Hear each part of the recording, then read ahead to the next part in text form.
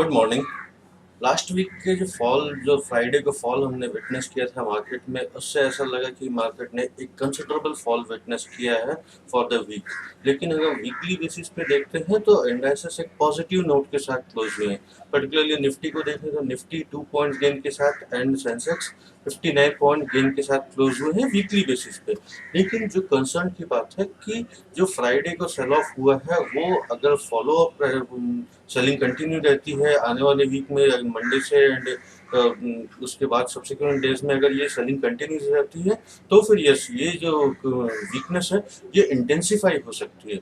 Short term charts पर देखें तो यस, उसमें माइल्ड वीकनेस इंडिकेट कर रहे हैं क्योंकि वन डे का जो डैमेज है उसने ऑलमोस्ट एंटायर वीक का गेन था उसको वाइप ऑफ कर दिया है। तो यहाँ पे एक कंसर्न की बात डेवलप होती है। लेकिन जो सिल्वर लाइनिंग है यहाँ पे कि जो मेजर सपोर्ट है 5925 का, निफ्टी को अगर हम देखते हैं तो 5925 का मीडियम टर्म चार्ट्स पे एक मेजर सपोर्ट है। जब तक इस सपोर्ट के ऊपर निफ्टी ट्रेड कर रहा है कोई ऐसी कंसर्न की बात नहीं होती है, क्योंकि ये जो करेक्शन है ये इसको हम एक माइल्ड प्रॉफिट बुकिंग कंसीडर कर सकते हैं या फिर एक कंसोलिडेशन फेज का एक पार्ट कंसीडर कर सकते हैं।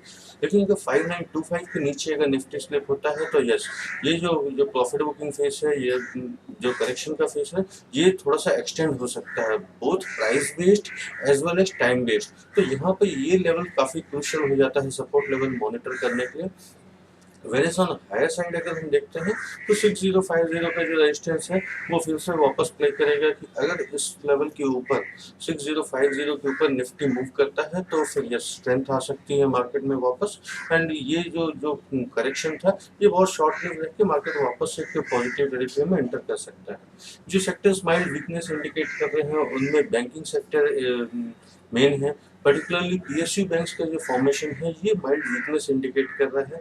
तो for short term trading positions PSU banks को for the time being avoid करना चाहिए। जस्ट डेफिनेटली अगर लॉन्ग टर्म के लिए पोजीशन कंसीडर करना है तो ग्रेजुअली पोजीशन बिल्डअप की जा सकती है पीएसयू बैंक्स में। इंडिविजुअल स्टॉक्स को अगर हम देखते हैं जहाँ पे एक ब्रेकआउट जनरेट हुआ है वो है फिनिक्स मिल का। फिनिक्स मिल का जो फॉर्मेशन है जो short term medium term as well as long term में एक पॉजिटिव डेवलपमेंट हुआ है। और जो फॉर्मेशन है वो इंडिकेट कर रहा है कि स्टॉक्स में पोटेंशियल है स्ट्रॉन्ग मोमेंटम अपमूव विटनेस करने की करंट लेवल से। फिर एसआई क्लाइंट्स इसमें लॉन्ग पोजीशन कंसीडर कर सकते हैं above the level of 280।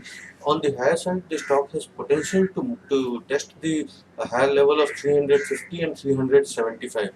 On lower side अगर स्टॉप लॉस के लेवल हम देखते हैं तो जो जो मेजर सपोर्ट आता है वो 240 के पास आता है। तो 240 का वो जो लेवल है ये एक क्रूशियल सपोर्ट लेवल के रूप में काम करेगा as well as this can be kept as stop loss level for the long positions. आने वाले वीक में चांसेस हैं कि मार्केट एक साइडवेज या फिर एक रेंज बाउंड मूव विटनेस करे। से लोअर साइड में अगर 5925 पे जो सपोर्ट है अगर वो ब्रेक नहीं होता है तो फिर चांसेस है कि मार्केट एक 1 और 2 डेज के कंसोलिडेशन के बाद फिर से एक अटेम्प्ट करे 6050 को क्रॉस करने की। अगर 6050 क्रॉस होता है तो जो पार्टिसिपेशन है वो मिड कैप स्टॉक्स का भी थोड़ा सा आ सकता है। एंड जो बीटन डाउन स्टॉक्स है उनमें भी एक अपमूव आने की पोटेंशियल बनता है। Thank you.